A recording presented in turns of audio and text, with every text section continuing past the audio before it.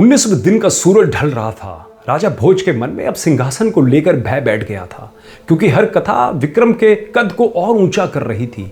जैसे ही उन्होंने 19वीं सीढ़ी पर पैर रखा, 19वीं पुतली सुंदरवती की आंखों में अजीब सी हलचल हुई। महल में गूंजती हुई आवाज आई, ठहरो राजन। भोज, क्या तुम उस व्यक्ति को इनाम दे सकते हो जो तुम्हारी जान लेने आया हो? क्या तुम अपनी प्रशंसा सुनने के भय से अपनी सबसे कीमती वस्तु त्याग सकते हो? यदि नहीं तो विक्रम की यह 19वीं कथा सुने बिना आगे मत बढ़ना। सुंदरवती ने कथा आरंभ की। एक बार राजा विक्रमादित्य की न्यायप्रियता से प्रसन्न होकर एक देवता ने उन्हें एक दिव्य पलंग भेंट किया। वह साधारण पलंग नहीं था, उसके चारों पाए सजीव थे और आपस में बातें करते थे। वे राजा को भविष्य की घटनाएं पहले ही बता दिया करते थे। एक रात राजा उसी पलंग पर सो रहे थे, तभी एक शातिर चोर महल में घुस आया और राजा के कक्ष में प्रवेश कर गया।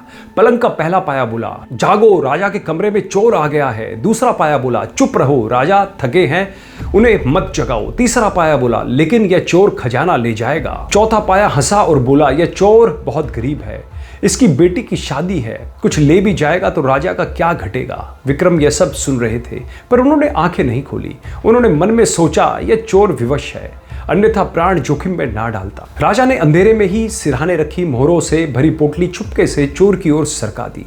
चोर ने पोटली उठाई और मन ही मन राजा को आशीर्वाद देता हुआ निकल गया।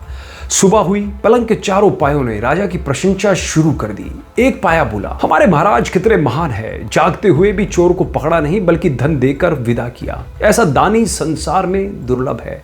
विक्रम ये सुनते रहे। उन्हें लगा कि यह पलंग उनकी प्रशंसा कर उनके भीतर के अहंकार को बो रहा है। उन्होंने निश्चय किया, जिस वस्तु से घमंड उत्पन्न हो उसे पास रखना विष समान है। पुतली ने आगे कहा। राजा ने तुरंत दरबार बुलाया।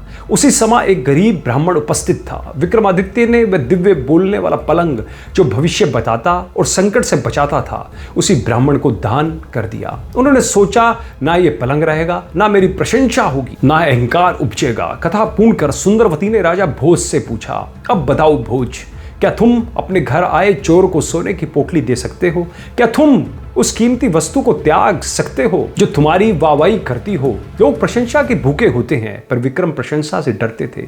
यदि तुम्हारे भीतर ऐसी निर्मोही स्वभाव नहीं तो लौट जाओ, यह सिंहासन तुम्हारे लिए नहीं है। इतना कहकर 19वीं पुतली भी आकाश में विलीन हो गई। राजा भोज स्तब्ध रह गए। उन्हें समझ आ गया कि विक्रम का सिंहासन केवल त्याग का नहीं बल्कि विनम्रता का प्रतीक है। यह 19वीं परीक्षा थी। आगे की कथा और भी कठोर कसौटी लेकर आने वाली थी।